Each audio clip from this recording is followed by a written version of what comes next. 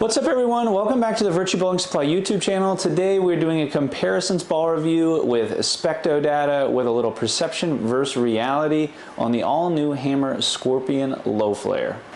In our comparison videos, we always have two testers, one that's a little straighter, one that hooks it a little bit more, and at the very end of this video, we'll dive deep into the Specto data and I'll give you some additional insight that I take away from the numbers. But for now, let's get on the lanes and meet our players. I have a lot of expectations for this ball. Low flare bowling balls have always been one of my favorite. If people know me from the Hammer brand, I've been with them for a long time, and I got to throw the Arson Low Flares, which is by far my favorite ball that Hammer's ever made. So this feels like this is going to be a beefed up version of this, so I'm really looking forward to it.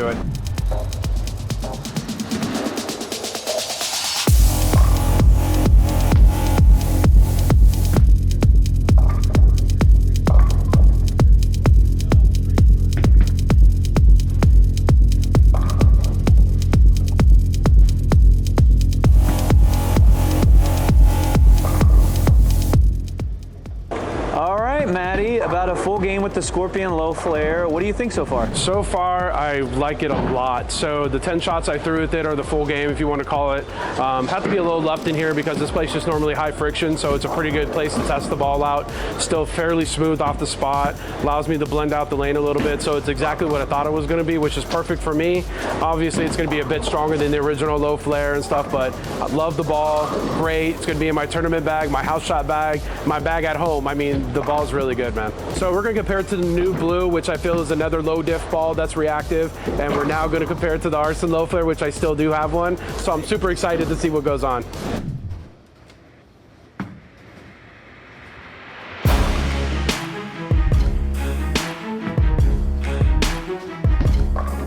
So I could see the same motion down lane for the most part, just a tad weaker with the new blue. I was about 5 boards right, and that's to be expected because the new blue covers a pearl. And I hit them both with 1,000, but that Scorpion Low Flare covers slightly stronger, so it makes a little more sense that I'd be a little more left with it. But you know, when the new blue is not strong enough, I could go to Low Flare. Scorpion's too strong, I can go to new blue, so they complement each other pretty well.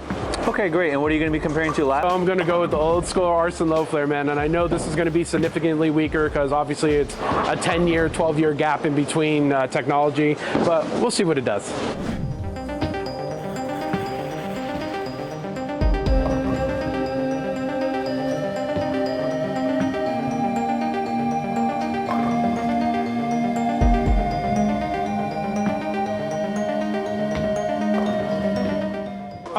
Unfortunately, it's non-comparable, as I was about 12 right of where I was on the Scorpion Low Flare, but the Arson Low Flare is always going to be my baby. It's always going to be my girl.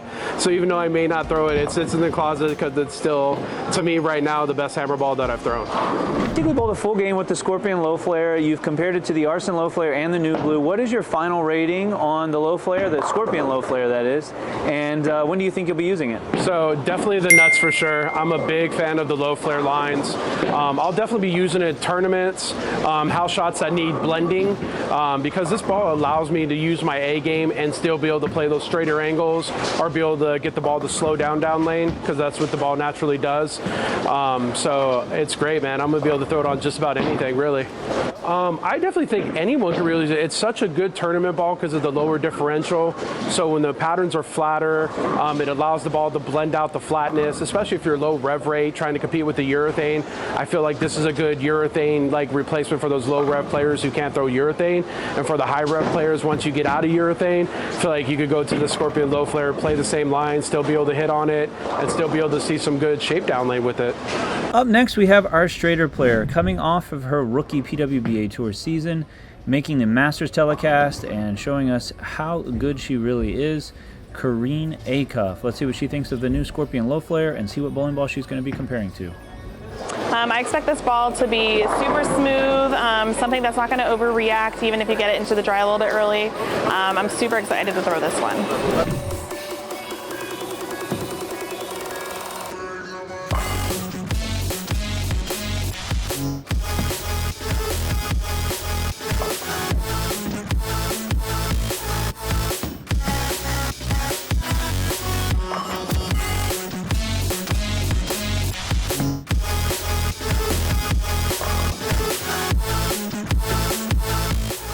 All right, Karine, a full game with the Scorpion low flare.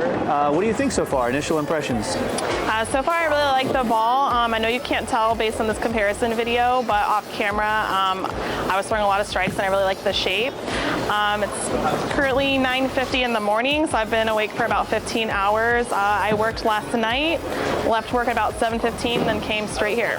Yeah, so for viewers, she is a nurse that works nights, right? That's correct. And yeah. so not a lot of sleep, but even on very little sleep, she still throws it much better than Derek. For those of you that don't know, that is her husband. He's in these videos as well. You can check him out. Widow 3.0 video. What are we going to be comparing to next? I'm going to be comparing it to the Stealth next.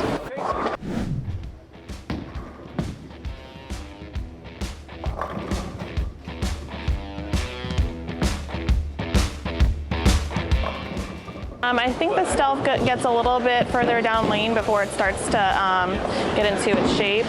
I think that I really like the Stealth on a house pattern in leagues, and I think the low flare will be good too. I just think that as far as pin carry goes, I think the Stealth would be better for league, and I think that the low flare will be really good on sport patterns, especially when playing a little bit straighter. Okay, great, great. And what are you going to compare it to next? I'm going to compare it to the Teal Rhino next. Okay, sounds good. Let's take a look.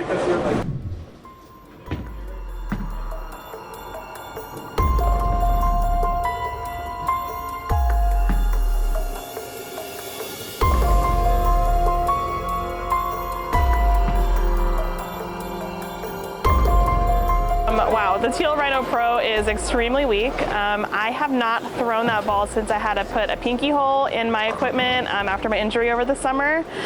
Wow. The Scorpion low flare is a lot stronger than that Teal Rhino. Honestly, the Teal Rhino I would probably throw on like a shorter pattern when I have to stay further right. Because as you saw, if I had any angle to the right at all, it never saw it. My final rating on the Scorpion low flare is the nuts. I think that ball would be great for everyone, especially for the higher rev rate players or those players with lower ball speed. But honestly, I think that ball is a great piece to have for a player of all types. Okay, great. And good luck in the upcoming season for the PWBA. Thank you. So that's what the bowlers thought, but what does the Specto data say? Starting off with Karine, first let's start off with the Teal Rhino. You'll see there's a lot more speed loss here in the front part of the lane and change of direction in the front part of the lane with the Teal Rhino, which I think is really why she really wasn't liking this bowling ball.